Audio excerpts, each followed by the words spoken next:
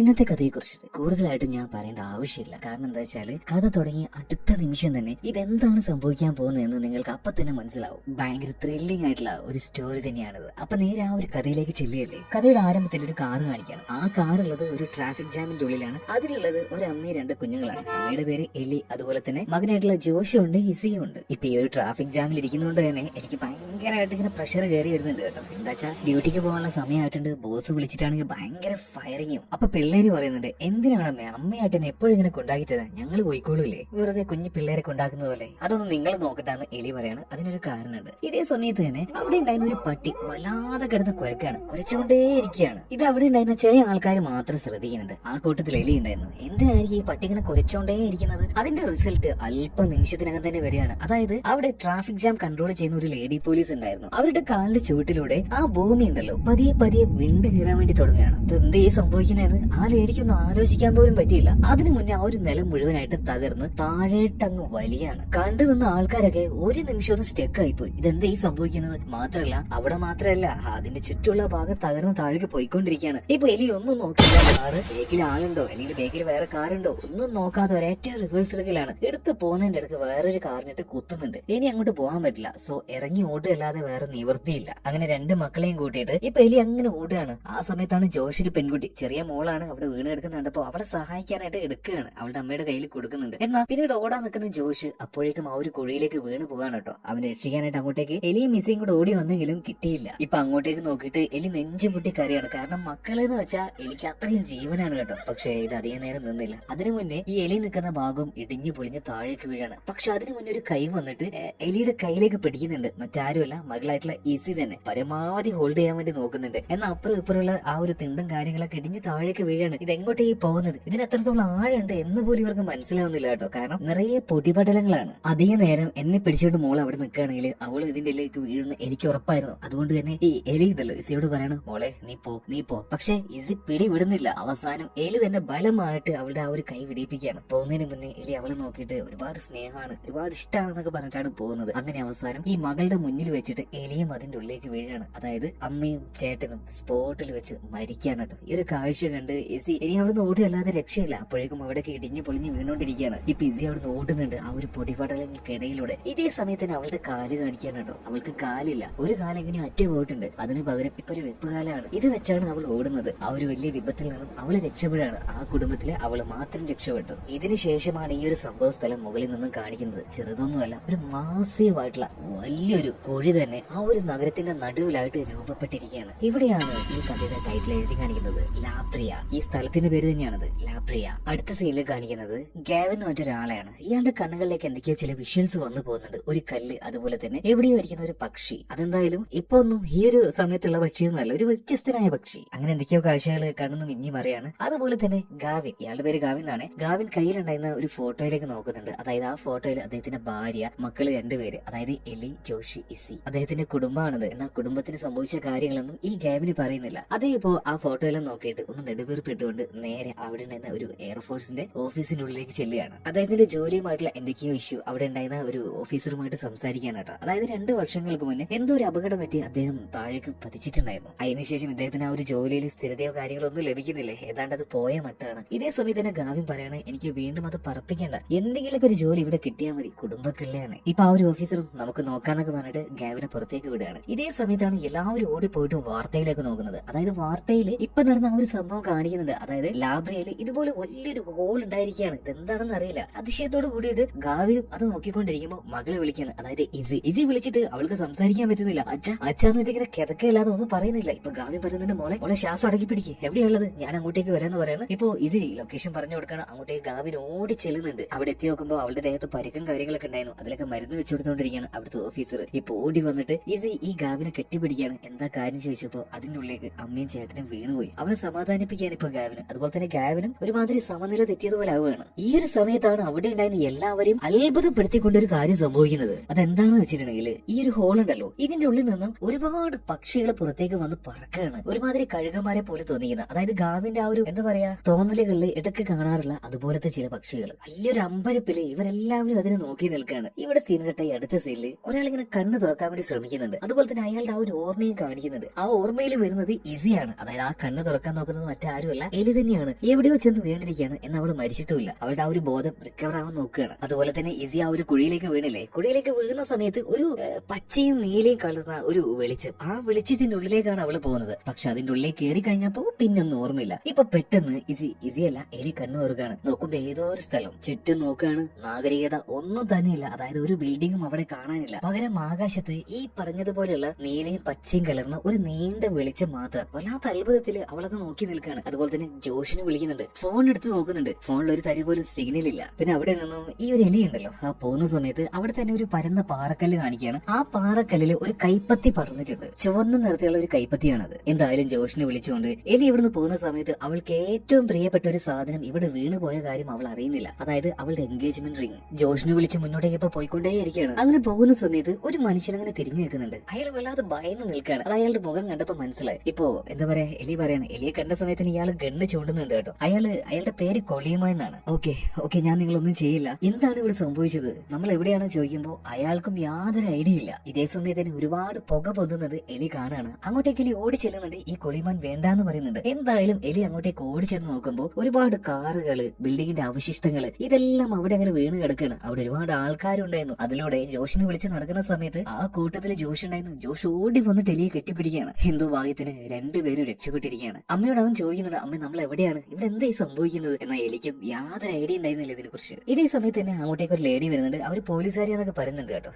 അപ്പൊ മറ്റൊരു ഭാഗത്തിരുന്നുകൊണ്ട് ഒരു പ്രാന്തൻ, ഒരു ഇന്ത്യക്കാരനാണ്, സ്കോട്ടർ എന്നാണ് പേര്. അവനങ്ങനെ ചിരിച്ചോണ്ടിരിക്കുകയാണ് കേട്ടോ. എന്താ നീ ഇങ്ങനെ ചിരിക്കുന്ന ചോദിച്ചപ്പോ ഒന്നുമില്ല, ഓരോരോ തമാശകളെ. ഇവനെങ്ങാനും ഇനി എന്തെങ്കിലും അറിയോന്ന് ഇവരങ്ങോട്ടും ഇങ്ങോട്ട് ചോദിക്കുന്നുണ്ട്. എവിടെ ഇവനെന്തൊക്കെയോ പിരാന്ന് പറഞ്ഞുകൊണ്ടിരിക്കുകയാണ്. ഇതേ സമയത്ത് ഈ കൂട്ടത്തിലെ കുറിച്ച് സ്മാർട്ട് ആണെന്ന് തോന്നുന്ന ഒരു ഡോക്ടർ സാം അങ്ങോട്ടേക്ക് വരികയാണ്. എല്ലാവർക്കും കുടിക്കാനായിട്ടുള്ള വെള്ളം വെച്ചു കൊടുക്കുകയാണ്. അതായത് എല്ലാവരും ഇങ്ങനെ അമ്പരപ്പിൽ നിൽക്കുമ്പോൾ എല്ലാവരും ഹെൽപ്പ് ചെയ്യണം എന്നുള്ള ഒരു മെന്റാലിറ്റിയാണ് ഈ സാമിന്. അതുപോലെ തന്നെ റെയിലി എന്ന് പറഞ്ഞിട്ടുള്ള ഒരു പെൺകുട്ടിയും അങ്ങോട്ടേക്ക് വരുന്നുണ്ട്. എന്ന് ഇവർക്ക് ആർക്കും അറിയില്ല ഇവർ എവിടെയാണ് എത്തിപ്പെട്ടിരിക്കുന്നത്, എങ്ങനെയാണ് ഇവിടെ വന്നത്, ഇവർ മരിച്ചോ അല്ലെങ്കിൽ വല്ല സ്വർഗത്തിലോ നരകത്തിലോ അങ്ങനെ എവിടെയെങ്കിലും ആണോ എന്നുള്ള പല ഡൗട്ടുകളും ഓരോരുത്തരും പറയുന്നുണ്ട്. ഇതേ സമയത്ത് തന്നെ അങ്ങോട്ടേക്ക് ആര് വരുന്നുണ്ട്, നേരത്തെ ആ ഒരു കുളിമാനുണ്ടല്ലോ, അദ്ദേഹം വന്നിട്ട് പറയാണ്, നിങ്ങൾക്ക് എല്ലാവർക്കും ഒരു കാര്യം ഉറപ്പിച്ച് പറയാൻ കഴിയും, നിങ്ങൾ ആ കാണുന്ന ഹോളിലൂടെ ആണോ പുറത്തേക്ക് വന്നത്? ഇപ്പോ എല്ലാവരും ഏകദേശം അത് എന്നുള്ള രീതിയിൽ തലയാട്ടാണ്. പക്ഷേ ഇവിടെ ഇപ്പൊ അതൊന്നുമല്ല. അധിക നേരം കഴിഞ്ഞിട്ടുണ്ടെങ്കിൽ നമുക്കെല്ലാം നിലനിൽക്കണമെങ്കിൽ ഫുഡ്, ബാക്കിയുള്ള കാര്യങ്ങൾ ഇതെല്ലാം ആവശ്യമാണ്. ഈ കാര്യം പറയുന്നത് ഡോക്ടർ സാം ആണ്. അപ്പൊ എല്ലാവരും ഒരുമിച്ച് നിന്നുകൊണ്ട് ആ കാര്യങ്ങളൊക്കെ റെഡിയാക്കുന്നവരാണ്. അങ്ങനെ ഡോക്ടർ സാമിന്റെ നേതൃത്വത്തിൽ എല്ലാവരും കൂടെ അങ്ങനെയുള്ള ആ ഒരു കാര്യങ്ങളൊക്കെ റെഡിയാക്കിക്കൊണ്ടിരിക്കുകയാണ്. ഇതിന്റെ ഇടയ്ക്ക് ജോഷ് വല്ലാത്തൊരു രീതിയിൽ നിൽക്കുന്ന കണ്ടപ്പോ എലി അങ്ങോട്ടേക്ക് പോയി ചോദിക്കുകയാണ്, എന്താണ്, എന്ത് പറ്റി? ഇപ്പൊ ജോഷ് പറയണം, അമ്മ ശ്രദ്ധിച്ചോ, ഒന്നും കേൾക്കുന്നില്ല, ഭയങ്കര ശാന്തമാണ്. എന്താണ് ഈ പ്രകൃതി ഇങ്ങനെ? ഇതിങ്ങനെ ആവാൻ പാടില്ലല്ലോ, ഒരു ശബ്ദവും ഒന്നും കേൾക്കുന്നില്ല. ഇതെന്താണ് ഇതിന്റെ കാരണം?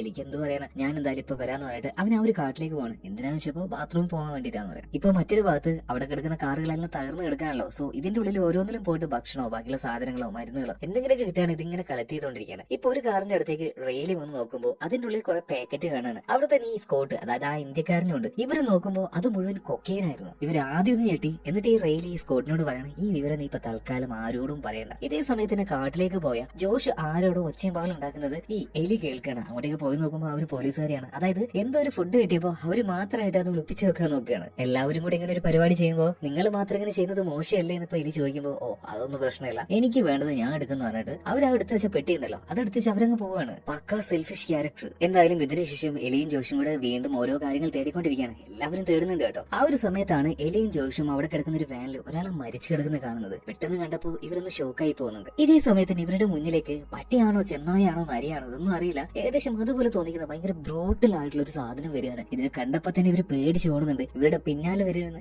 ഇവർ ഒച്ചപ്പാടുണ്ടാക്കുന്നുണ്ട്. ഈ ഒരു കാര്യം ഒരു കാറിന്റെ ഉള്ളിലിരിക്കുന്ന ആര് കാണുന്നുണ്ട്, സ്കോട്ട് കാണാണ്. സ്കോട്ട് ആകെ ഫ്രീസ് ആയി പോയി. ഇപ്പൊ അവന്റെ അടുത്തേക്ക് റെയിലി എന്ന് പറഞ്ഞ ഒരു പെൺകുട്ടി ഓടി വന്നിട്ട് ഈ ഒരു കാറിന്റെ ഡോറ് തുറക്കാൻ വേണ്ടി പറയുന്നുണ്ട്. എന്നാൽ അവനാകെ സ്റ്റെക്ക് ആയി പോയിരിക്കുകയാണ്. പിന്നാലെ ആണെങ്കിൽ ആ ഒരു ഡോഗും വന്നിട്ടുണ്ട്. അവളൊന്നും നോക്കിയില്ല, ഈ കാറിന്റെ അടിയിലേക്ക് കയറിയിട്ട് വിളിക്കുകയാണ്. അതിലേക്ക് വന്നിട്ട് ഈ ഡോഗ് അവളെ കടിക്കാൻ വേണ്ടി ശ്രമിക്കുന്നുണ്ട് കേട്ടോ. ഇപ്പൊ ഒരു ശബ്ദം ഉണ്ടാക്കാണ് ഡോക്ടർ സാം. അങ്ങനെ അതിന്റെ ആ ഒരു ശ്രദ്ധ തിരിക്കുന്നുണ്ട്. പക്ഷെ ശ്രദ്ധ തിരിഞ്ഞ ഈ ഒരു നരി ഉണ്ടല്ലോ നേരെ ചെല്ലുന്നത് അവിടെ തന്നെ ഉണ്ടായിരുന്ന വേറൊരു ഫാമിലിയുടെ അടുത്തേക്കാണ്. ഒരു അച്ഛനും അമ്മയും കുട്ടികളൊക്കെ ആയിട്ട്. ഈ അച്ഛൻ എന്താക്കിയ ഒരു വലിയ വടിയെടുത്ത് ഇതിനെ തല്ലി ഓടിപ്പിക്കാൻ നോക്കാണ്. ഈ ഫാമിലിയോട് കാറ് കയറി സേഫ് ആയിട്ട് ഇരിക്കാൻ പറയുന്നുണ്ട്. പക്ഷെ അപ്പോഴേക്കും ഈ ഒരു നരി ഉണ്ടല്ലോ ഈ അച്ഛനെ കൊന്നിട്ട് അദ്ദേഹത്തെ വലിച്ച് കടിച്ചെടുത്തുകൊണ്ട് പോവാണ്. ഇവർ ആ ഒരു കാറിലിരുന്നുകൊണ്ട് ദയനീയമായിട്ട് തന്നെ ആ ഒരു കാഴ്ച നോക്കാണ്. അതുപോലെ തന്നെ എലിയുടെയും ജോഷിന്റെയും പിന്നാലെ ഒരു നരി വന്നില്ലേ, അത് ഓടി വന്നിട്ട് നമ്മുടെ ജോഷിനെ കടിക്കുകയാണ്. എന്നാൽ അപ്പോഴേക്കും ഒരു ഫയറിംഗ് സൗണ്ട് കേൾക്കാണ്. സ്പോട്ടിൽ തന്നെ ആ ഒരു ജീവി അവിടെ ചത്ത് വീഴുന്നുണ്ട്. മറ്റാരുമല്ല, കൊളിമാൻ. അദ്ദേഹം തന്നെയാണ് ഷൂട്ട് ചെയ്തത്. പക്ഷെ ജോഷിന് കാര്യമായിട്ട് പരിക്കേറ്റിരിക്കുകയാണ്. രക്തം പോകുന്നുണ്ട്, അസഹനീയമായ വേദനയുണ്ട്. അവൻ കിടന്ന് നിലവിളിച്ചുകൊണ്ടിരിക്കുകയാണ്. പെട്ടെന്ന് ഡോക്ടർ സാം അങ്ങോട്ടേക്ക് വരികയാണ്. സേഫ് ആയിട്ടുള്ള ഒരു ബസിന്റെ ഉള്ളിലേക്ക് ഇവന് കയറ്റാൻ ബസ്സാണ് കേട്ടോ. ബസ് എന്ന് പറഞ്ഞാൽ ആ ബസ് തലതിരിഞ്ഞ കിടക്കുന്നത്. ഇതേ സമയത്ത് തന്നെ മുകളിൽ കാണിക്കുകയാണ്. അതായത് ഇങ്ങനെ ഇത്രയും വലിയ സംഭവങ്ങൾ നടക്കുമ്പോൾ അങ്ങോട്ട് ഗവേഷകര് അതുപോലെ തന്നെ പോലീസുകാരൊക്കെ എത്തുമല്ലോ. ഗവേഷക എന്ന് പറയുന്ന ഒരു ഇന്ത്യക്കാരിയാ തോന്നുന്നു, പേരെന്തോ സോഫിയ എന്നാണ്. അവരെന്തായാലും കാര്യങ്ങളൊക്കെ അന്വേഷിച്ചുകൊണ്ടിരിക്കുകയാണ്.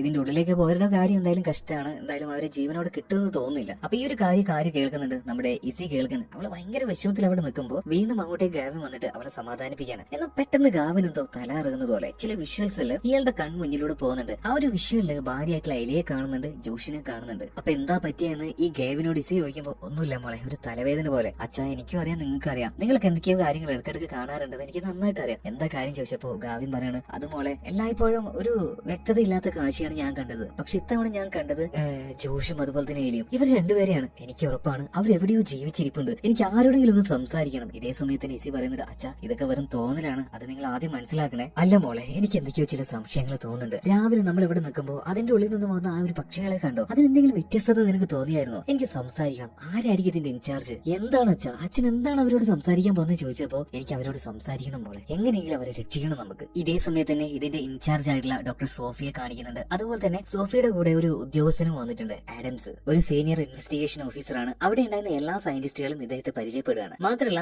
ഇപ്പോ അവിടെ എന്താണ് നടക്കുന്നത് ഇതിനെക്കുറിച്ച് ചെറിയൊരു ധാരണ ഡോക്ടർ സോഫിയയ്ക്കും സംഘത്തിന് ഉണ്ടായിട്ടുണ്ട്. അതായത് ഈ കുഴിയുടെ ഏറ്റവും അടിഭാഗം എന്ന് പറഞ്ഞാൽ ഒരു പ്രത്യേകതരം കളറാണ്. ഇതുപോലുള്ള ഒരു കളർ അല്ലെങ്കിൽ ഇതുപോലുള്ള ഒരു ഹോള് ഇവർ ഇതിന്റെ മുന്നേ മറ്റെവിടെയോ കണ്ടുപിടിച്ചിട്ടുണ്ട്. ഓക്കെ, അതെന്തെങ്കിലും ആയിക്കോട്ടെ. നമ്മൾ എന്തായാലും ഇതിന്റെ ഉള്ളിലേക്ക് ഒരു ഡ്രോൺ അയക്കാൻ വേണ്ടി പോവാണ്. അങ്ങനെ ഒരു ഡ്രോൺ പതിയെ അതിന്റെ ഉള്ളിലേക്ക് അയക്കുന്നുണ്ട്. അതിനോട് അടുക്കുന്നുണ്ട്. വ്യക്തമായിട്ട് തന്നെ ആ ഒരു ലൈറ്റ്, ആ നീളത്തിൽ കിടക്കുന്ന ലൈറ്റ് ഇവർക്ക് കാണാൻ കഴിയുന്നുണ്ട്. എന്നാൽ അതിന്റെ ഉള്ളിലേക്ക് ഈ ഡ്രോൺ പോയതിനു ശേഷം യാതൊരു സിഗ്നലുമില്ല, മുഴുവനായിട്ടും കട്ടായി പോവാണ്. എന്ത് ചെയ്യണമെന്ന് ഇവർക്ക് യാതൊരു പിടുത്തമില്ല. അതിന്റെ ഉള്ളിൽ എന്താണെന്ന് അറിയാലല്ലേ ഇവർക്കത് കണ്ടുപിടിക്കാൻ കഴിയുള്ളൂ. അടുത്ത സീനിൽ കാണിക്കുന്നത് എലി അതുപോലെ തന്നെ പരിക്കേറ്റ ജോഷ്, കൂടെ തന്നെ ഡോക്ടർ സാം ഉണ്ട്. വേഗം തന്നെ ആ ഒരു ബസ്സിന്റെ ഉള്ളിലേക്ക് കൊണ്ടുപോയില്ലേ, സർജറിയും കാര്യങ്ങളൊക്കെ ചെയ്യാണ്. മാത്രമല്ല നമ്മുടെ ജോഷ് ആണെങ്കിൽ വേദന കൊണ്ട് സഹിക്കാൻ പറ്റാതെ കരഞ്ഞോണ്ടിരിക്കുകയാണ്. ശ്വാസം വരെ മര്യാദക്ക് എടുക്കാൻ കഴിയുന്നില്ല. എന്ന ഒരു വിധത്തില് അവനെ പേലി സമാധാനപ്പെടുത്താണ്. മോനെ, അമ്മ അടുത്ത് തന്നെ ഉണ്ട് മോനെ, ആ വേദനയിൽ ശ്രദ്ധിക്കാതെ മോൻ ശ്വാസം എടുക്കുന്നതിൽ ശ്രദ്ധിക്കുക. ഈ സമയത്ത് തന്നെ ഡോക്ടർ സാം എലിയോടൊന്ന് പുറത്തേക്ക് വരാൻ വേണ്ടി പറയാണ്. എന്താ കാര്യം ചോദിച്ചപ്പോ മുറിയെല്ലാം ഞാൻ തുന്നി കെട്ടിയിട്ടുണ്ട്, പക്ഷെ ആന്റിബയോട്ടിക് അത് കിട്ടാതെ നമുക്ക് അവനെ രക്ഷപ്പെടുത്താൻ കഴിയില്ല. തീർച്ചയായിട്ടും അത് തേടി നമുക്ക് പോകണം. എന്റെ മോനെ ഇവിടെ ഒറ്റയ്ക്കാക്കിയിട്ട് അങ്ങനെ പോകാൻ പറ്റില്ല സാറേ, എനിക്ക് ഇവിടെ തന്നെ നിൽക്കണമെന്ന് ഡോക്ടറോട് പറയുന്ന സമയത്ത് അതെങ്ങനെ ശരിയാവുക?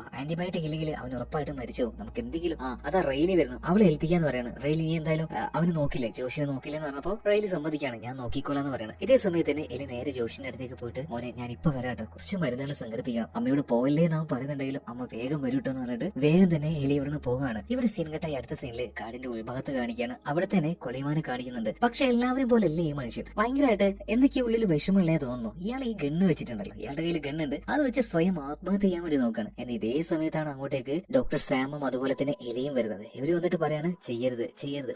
പതിയെ അയാളെ അതിൽ നിന്നും പിന്തിരിപ്പിക്കുകയാണ്. ആ ഒരു ഗണ്ണ് തരാൻ വേണ്ടി എലി പറയുന്നുണ്ട്. പക്ഷെ ഗണ്ണൊന്നും കൊടുക്കുന്നില്ല. ഈ കൊളിമാൻ ഉണ്ടല്ലോ, ആ ഒരു ഗണ്ണ് ഇദ്ദേഹത്തിന്റെ കീശയിലേക്ക് തന്നെ വെക്കുകയാണ്. ഇപ്പൊ നിങ്ങൾ എന്താ ഇവിടെ ചെയ്യുന്നത് ചോദിച്ചപ്പോ ഈ കൊളിമാനോട് ഇവർ കാര്യം പറയാണ് കേട്ടോ. അതായത് നേരത്തെ ജോഷിനെ കൊളിമാൻ തന്നെയാണ് രക്ഷപ്പെടുത്തിയത്. പക്ഷെ അവന്റെ ദേഹത്ത് നല്ല ഹാർഡായിട്ടുള്ള മുറിവ് ഉണ്ടായിട്ടുണ്ട്. ആന്റിബയോട്ടിക് അത് എവിടെന്നെങ്കിലും വേണം. അതുപോലെ തന്നെ ഞാൻ ഇങ്ങോട്ടേക്ക് വീഴുന്ന സമയത്ത് അവിടെ തന്നെ ഒരു ആംബുലൻസ് ഞാൻ കണ്ടിട്ടുണ്ടായിരുന്നു. തീർച്ചയായിട്ടും അതും ഇവിടെ എവിടെയെങ്കിലും വന്ന് വീണിട്ടുണ്ടാവും. അത് തേടി പോവാണ് ഞങ്ങള്. ഇതേ സമയത്ത് ഈ കൊളിമാൻ പറയാണ് ആംബുലൻസോ, ഞാൻ എവിടെയോ വീണ് എഴുന്നേറ്റ് വരുന്ന സമയത്ത് എവിടെയോ ഞാൻ അങ്ങനെ ഒരു കാഴ്ച കണ്ടിട്ടുണ്ട്. ഇപ്പൊ ആകെ എക്സൈറ്റഡ് ആയിട്ട് എലി പറയാണ് എവിടെയാണ് നിങ്ങൾ അത് കണ്ടത്, വാ നമുക്കൊന്ന് പോയി നോക്കാന്ന് പറയാണ്. ഇതേ സമയത്ത് തന്നെ എലി നന്ദി പറയുമ്പോൾ ഈ കൊളിമാൻ പറയുന്നുണ്ട് നന്ദിയൊന്നും പറയണ്ട, ചിലപ്പോൾ മാത്രമേ നമുക്കത് കണ്ടുപിടിക്കാൻ കഴിയുള്ളൂ. ഇവിടെ സീൻ കട്ടായി അടുത്ത സീനിൽ വീണ്ടും ഗാവിനെ കാണിക്കാണ്. ഗാവിൻ അവിടെ ഉണ്ടായിരുന്ന സെക്യൂരിറ്റി ഓഫീസറോട് പരമാവധി സംസാരിക്കുകയാണ്. എനിക്ക് നിങ്ങളുടെ മേലത്തെ അതായത് ഇൻചാർജിനെ ഡോക്ടർ സോഫി ഒന്ന് കാണണം. പക്ഷെ എന്തൊക്കെ പറഞ്ഞിട്ടും ആ ഒരു എന്താ പറയാ സെക്യൂരിറ്റി ഗാർഡ് അവനുള്ളിലേക്ക് വിടുന്നേ ഇല്ല. അതുപോലെ തന്നെ ആ ഒരു സിംഗോള് വീണ്ടും കാണിച്ചുകൊണ്ടിരിക്കുകയാണ്. ആകെ ആ ഒരു കൺഫ്യൂഷനിൽ ഗാവിൻ അങ്ങനെ നിൽക്കുമ്പോൾ ഗാവിന്റെ സഹോദരി ജെസിക്ക് അങ്ങോട്ടേക്ക് വരികയാണ്. എത്രയും പെട്ടെന്ന് തന്നെ വീട്ടിലേക്ക് പോകാന്ന് അവർ വിളിക്കുന്നുണ്ട്. എന്നാൽ ഇതേ സമയത്തിന് ഗാവിന് വീണ്ടും ഓരോ വിഷ്വൽസ് കാണാൻ കഴിയുന്നുണ്ട്. ഒരു പാറക്കല്ല്, അതുപോലെ തന്നെ ഒരു ചുവന്ന കൈപ്പാട്, അതില് ഭാര്യയെ തന്നെ വീണ്ടും കാണാണ്. പെട്ടെന്ന് അവന് വീണ്ടും തലവേദന ഇളകുന്നുണ്ട്. ഇതൊക്കെ അച്ഛന്റെ വെറും തോന്നലാണ്, ഇതൊന്നും മൈൻഡ് ആകണ്ട എന്ന് ഇത് ഇങ്ങനെ പരമാവധി പറയാൻ ശ്രമിക്കുന്നുണ്ട്. ഇതേ സമയത്ത് തന്നെയാണ് ഡോക്ടർ സോഫിയും പിന്നെ ആ ഒരു ആഡംസ് അവിടെ നിന്ന് പോകുന്നത്. അങ്ങോട്ടേക്ക് ചെന്നിട്ട് ഉറക്കൻ അവരോട് സംസാരിക്കാൻ വേണ്ടി ശ്രമിക്കുകയാണ്, അവരുടെ ആ ഒരു ശ്രദ്ധ പിടിച്ചു പറ്റാൻ വേണ്ടിയിട്ട്. പക്ഷെ ഇവരെന്തോ വട്ടാണ്, എന്തൊക്കെയോ പറയാണ്, കുടുംബത്തെ നഷ്ടപ്പെട്ടതിൽ എന്തെങ്കിലും ബുദ്ധിമുട്ടായിട്ടുണ്ടാവും. സോ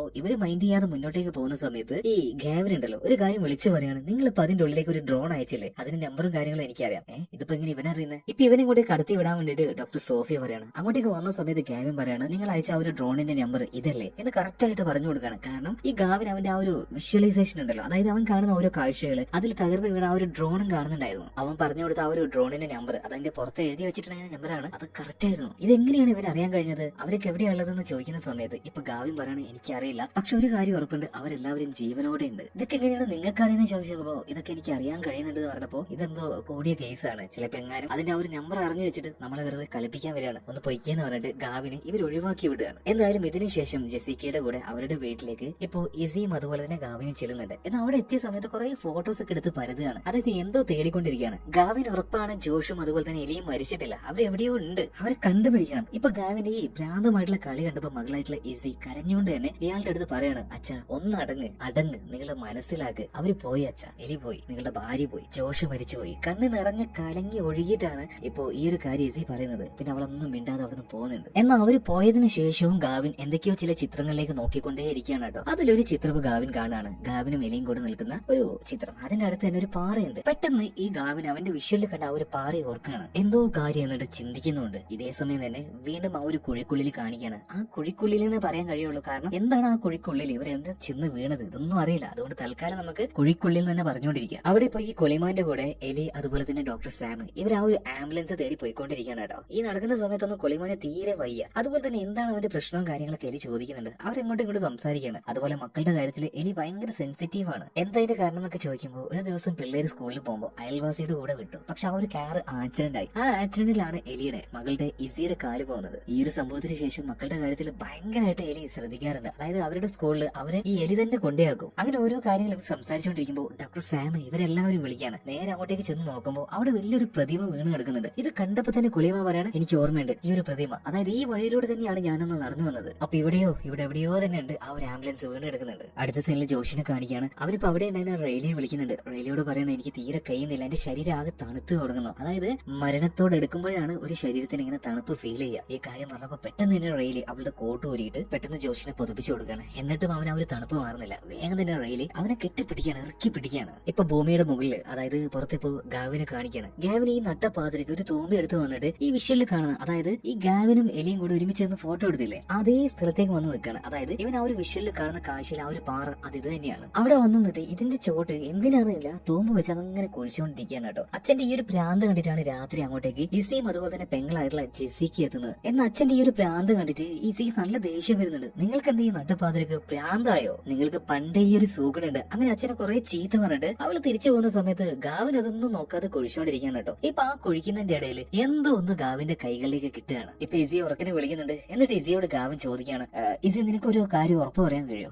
ഇന്ന് രാവിലെ അമ്മ പോയപ്പോ അമ്മയുടെ കയ്യിൽ ആ ഒരു വെഡിങ് റിംഗും അതിന്റെ മാലും കയ്യിലുണ്ടായിരുന്നു. ഇപ്പൊ ഇസി പറയാണ്, അതെ ഉണ്ടായിരുന്നല്ലോ, അമ്മ ആ ഒരു കാറിൽ വെച്ച് അതിൽ തലോടുന്നത് ഞാൻ കണ്ടിട്ടുണ്ടായിരുന്നു. ഇപ്പൊ ആ ഒരു സെയിം സാധനം, ആ ഒരു മോതിരം നിലത്തുനിന്ന് ആ ഒരു മണ്ണിൽ നിന്ന് കിട്ടിയല്ലോ ഗാവിന്, അത് പൊക്കി പിടിച്ചിട്ട് കാണിച്ചു കൊടുക്കണം. അപ്പൊ ഇതെങ്ങനെയാണ് ഇവിടെ വന്നത്, ഇങ്ങനെ തെളിവോട് കൂടിയിട്ട് ഗാവിൻ കാണിച്ചു കൊടുത്തപ്പോ ജെസിക്കയും അതുപോലെ തന്നെ ഈസയും ഒന്ന് അത്ഭുതപ്പെട്ടു പോവുകയാണ്. ഇവർ ആ ഒരു അമ്പരപ്പിൽ നിൽക്കുന്ന സമയത്ത് ഗാവിൻ പറയാണ്, അവര് രണ്ടുപേരും എലിയും ജോഷും ജീവനോടെ എവിടെയോ ഒന്നുണ്ട്, ആ കാര്യം എനിക്ക് ഉറപ്പാണ്, ഉറപ്പായിട്ട് ഞാൻ അവരെ രക്ഷപ്പെടുത്തും, ഞാൻ അവരുടെ അടുത്തേക്ക് എത്തും. എന്തായാലും മനസ്സുകൊണ്ട് ഗാവിൻ അത് ഉറപ്പിച്ചു കഴിഞ്ഞു. ഭാര്യയും അതുപോലെ തന്നെ മകനും മരിച്ചിട്ടില്ല എന്ന്. ഇവിടെ സീൻ കട്ട അടുത്ത സീനിൽ റെയിലിയെ കാണിക്കണം, അതായത് ആ കുഴിയുടെ ഉള്ളിൽ. എന്തായാലും നമ്മുടെ ജോഷ് വേദന സഹിക്കാൻ കഴിയാതെ ഉറങ്ങിപ്പോയിട്ടുണ്ട്. അതുപോലെ ഇങ്ങോട്ടേക്ക് ഇപ്പൊ നമ്മുടെ സ്കോട്ട് വരികയാണ്. സ്കോട്ടിനെ കണ്ട സമയത്ത് തന്നെ റെയിലി ഒന്ന് നോക്കുന്നുണ്ട്. സ്കോട്ട് അവളോട് ക്ഷമ പറയാണ്, ഞാൻ ആ ഒരു ജീവിയെ കണ്ടപ്പോ പെട്ടെന്നൊന്ന് ഫ്രീസ് ആയിപ്പോയി. ഓ ആയിക്കോട്ടെ, വേറെ എന്തെങ്കിലും പറയാണ്ടോ? ഒന്നുമില്ല, നിനക്ക് ബോറടിക്കുകയാണെങ്കിൽ കേൾക്കാൻ ഒരു പാട്ട് ഞാൻ കൊണ്ടുവന്നിട്ടുണ്ട്, എയർപോർട്ട് എന്റെ കയ്യിലുണ്ട്, ചാർജ് ഉണ്ട്, നീ വേണമെങ്കിൽ കേട്ടോന്ന് പറഞ്ഞിട്ട് അത് അവളെ ചുമ്മാ അവളൊന്ന് ആശ്വസിക്കാൻ നോക്കി. മറ്റൊന്ന് മൂളയിട്ട് അവൾ അതും കേട്ട് ചെവിയിൽ വെച്ചിട്ട് അവിടെ ഇങ്ങനെ ഇരിക്കുകയാണ്. അവളോട് നന്ദി പറയുന്നു. ഇതേ സമയത്ത് തന്നെ പുറത്ത് കാണിക്കുന്നുണ്ട് അവിടെ ഒരു അമ്മയും കുഞ്ഞുണ്ട്, അവിടെ പെട്ട് കിടക്കുകയാണ്. അപ്പൊ ആ ഒരു കുഞ്ഞ് ചോദിക്കുന്നുണ്ട്, അമ്മേ നമ്മൾ എപ്പോഴാണ് ഇവിടുന്ന് പോവുക, ആരാണ് നമ്മളെ കൂട്ടാൻ വരിക എന്ന് അമ്മയ്ക്കുണ്ട് എന്തെങ്കിലും പറയാൻ കഴിയുന്നത്. ഇതേ സമയത്ത് തന്നെ സെൽഫിഷ് ആയിട്ടുള്ള ആ ഒരു പോലീസുകാരി ഉണ്ടല്ലോ, അവൾക്ക് എവിടുന്ന് ഒരു ഫ്ലെയർ ഗൺ കിട്ടിയിട്ടുണ്ട്, ആരെങ്കിലും രക്ഷിക്കാൻ വരുമായിരിക്കും എന്ന് കരുതിയിട്ട് അവർ വന്ന് വീണ ആ ഒരു ലൈറ്റ് ഹോൾ ഉണ്ടല്ലോ അതിന്റെ ഉള്ളിലേക്ക് ഈ ഫ്ലെയർ ഗൺ അടിക്കുകയാണ്. ആകാശത്ത് പോയിട്ട് ഇത് കത്തുന്നുണ്ടെങ്കിലും യാതൊരു എന്താ പറയാ ഉപകാരവും അതിനുണ്ടായില്ല. അടുത്ത സീനിൽ വീണ്ടും ഭൂമിയുടെ മുകളിൽ കാണിക്കാണ്. അവിടെ ഇപ്പോ ഡോക്ടർ സോഫി ഉണ്ടല്ലോ, എന്തോ ഒരു കാര്യം നോക്കിയിട്ട് വിശ്വസിക്കാൻ കഴിയുന്നില്ല എന്ന് പറയണത്. എന്താണെന്ന് കാര്യം ഈ ആഡംസ് ഉണ്ടല്ലോ ഇയാളൊന്ന് ചോദിക്കുമ്പോൾ ആ കുഴിയിൽ നിന്ന് വന്ന് പറന്നു വന്ന ആ ഒരു പക്ഷികളുണ്ടല്ലോ അതിന് ഒരെണ്ണത്തിനെ പിടിച്ചിട്ടുണ്ട്. അതിനെ നിരീക്ഷിച്ച ബാക്കിയുള്ള സയന്റിസ്റ്റുകൾ പറയുന്നത് ഇന്ന് ഈ കാലഘട്ടത്തിൽ ഈ ഒരു പക്ഷി നിലനിൽക്കുന്നില്ല, ഇതെങ്ങനെയാപ്പോ ഇത് എവിടുന്ന് ഈ വന്നതെന്ന് ചോദിച്ചപ്പോ ഈ കാര്യങ്ങളൊക്കെ ചോദിക്കുന്ന ആഡംസ് ആട്ടോ. അപ്പൊ ഡോക്ടർ സോഫിയ ആ ഒരു കാര്യത്തെ ചൂണ്ടിക്കാണിക്കാണ്. ആ ഒരു വെളിച്ചത്ത് അവിടെ തന്നെ ഉണ്ടായിരുന്ന ആ സ്ക്രീനിൽ അതിന്റെ വ്യക്തമായ ചിത്രം ഇവരുടെ കയ്യിലുണ്ടായിരുന്നു. ഇവിടെ സീൻ കട്ടാവാണ്. അടുത്ത സീനിൽ കാണിക്കുന്നത് രാത്രി ആയിട്ടുണ്ട്, ആ ഒരു കുഴിയുടെ ഉള്ളിൽ തന്നെയാണ് എലിയും ഡോക്ടർ സാമും അതുപോലെ തന്നെ കൊലയമാരും അവസാനം ആ ഒരു ആംബുലൻസ് കണ്ടുപിടിച്ചിരിക്കുകയാണ്. ഇതിന്റെ ഉള്ളിൽ നിന്നും ഡോക്ടർ സാം ആ ആവശ്യമായിട്ടുള്ള മെഡിസിനും കാര്യങ്ങളൊക്കെ എടുക്കുന്നുണ്ട്. എല്ലാം കിട്ടിയെന്ന് പറഞ്ഞപ്പോ എലിക്ക് ഇപ്പോഴാണ് മര്യാദക്കൊന്ന് ശ്വാസം വിടാൻ കഴിഞ്ഞത്. ഇത് കണ്ട സമയത്ത് കൊളിമാൻ പറയണേ, ഓ നീ നോക്കിയായല്ലോ. അങ്ങനെ മരുന്നുകളുമായിട്ട് ഡോക്ടർ സാം പുറത്തേക്ക് വന്ന സമയത്ത് എലി എന്തോ വല്ലാത്തൊരു അത്ഭുതത്തില് അവിടെ തന്നെ ഉണ്ടായിരുന്ന ഒരു മലയുടെ അടുത്തേക്ക് ഇങ്ങനെ നോക്കി നിൽക്കുകയാണ്. അവളങ്ങനെ കുറെ നേരം നോക്കിയിട്ട് വല്ലാത്തൊരു അത്ഭുതത്തില് ഇവരോട് ഒരു കാര്യം പറയുന്നുണ്ട്. നമ്മൾ എവിടെയും പോയിട്ടില്ല, നമ്മൾ എവിടുന്നാണോ വീണത് അതേ നാട്ടിൽ തന്നെ അതേ സ്ഥലത്ത് തന്നെയാണ് നമ്മൾ ഇപ്പോഴും ഉള്ളത്, അതായത് ലോസ് ആഞ്ചലസ്. അവിടെ കാണുന്ന ആ ഒരു മല ഇപ്പോ ചൂണ്ടി കാണിച്ചു കൊടുക്കുന്നുണ്ട്. ഹോളിവുഡ് എന്ന് പേരുള്ള ആ ഒരു വലിയ മല, അത് അതേ ഷേപ്പിൽ തന്നെ അതേ ഇതിൽ തന്നെ അത് അവിടെ നിൽപ്പുണ്ട്. അതിനർത്ഥം ഇവരിപ്പോ നിൽക്കുന്നത് ഇവര് വന്ന് വീണ അതേ സ്ഥലത്ത് തന്നെയാണ്. ഇതെങ്ങനെ പോസിബിൾ ആണെന്ന് ഡോക്ടർ സാമും അതുപോലെ തന്നെ കൊളിമാനും അവളോട് ചോദിക്കുകയാണ്. എന്നാൽ അവൾക്കും യാതൊരു ഉത്തരം ഉണ്ടായിരുന്നില്ല. ഇതേ സമയം തന്നെ അവിടെ ഉണ്ടായിരുന്ന ഒരു കാട്ടിന്റെ ഉള്ളിൽ നിന്നും വല്ലാത്തൊരു കിലുക്കം ശബ്ദം കേൾക്കണം. അതായത് കുറ്റിക്കാടുകളൊക്കെ ആകെ ഇളകിക്കൊണ്ടിരിക്കുകയാണ്. വല്ലാതെ ഇവര് പേടിച്ചുപോയി. ആ ഒരു ഭാഗത്തേക്ക് ഇവരിങ്ങനെ നോക്കിയിരിക്കുകയാണ്. ഒരു മുരൾച്ചയും അതുപോലെ തന്നെ ഒരു അലർച്ചയും ഇതെല്ലാം കേൾക്കുന്നുണ്ട്. നോക്കുമ്പോ എന്താ, ഇതിന്റെ ഉള്ളിൽ നിന്നും ഒരു കടുവ പുറത്തേക്ക് വരികയാണ്. ആ കടുവയുടെ കോലം മുഖമൊന്നും ഇതുവരെയും ഇവര് കാണാത്ത രീതിയിലാണ്. പല്ലുകളൊക്കെ മുന്നോട്ടേക്ക് ഇങ്ങനെ താന്നു നിൽക്കുകയാണ്. അതായത് നമ്മളൊന്നും നമ്മുടെ കാലഘട്ടത്തിൽ കാണാൻ കഴിയാത്ത ജീവികളാണ് ഇവരെ അറ്റാക്ക് ചെയ്യാൻ വരുന്നത്. ആ കടുവയെ കണ്ട സമയത്തിന് ഇവരവിടുന്ന് തിരിഞ്ഞോടുകയാണ് കേട്ടോ. ഇവിടെ വെച്ച് ആദ്യ എപ്പിസോഡ് തീരുകയാണ്.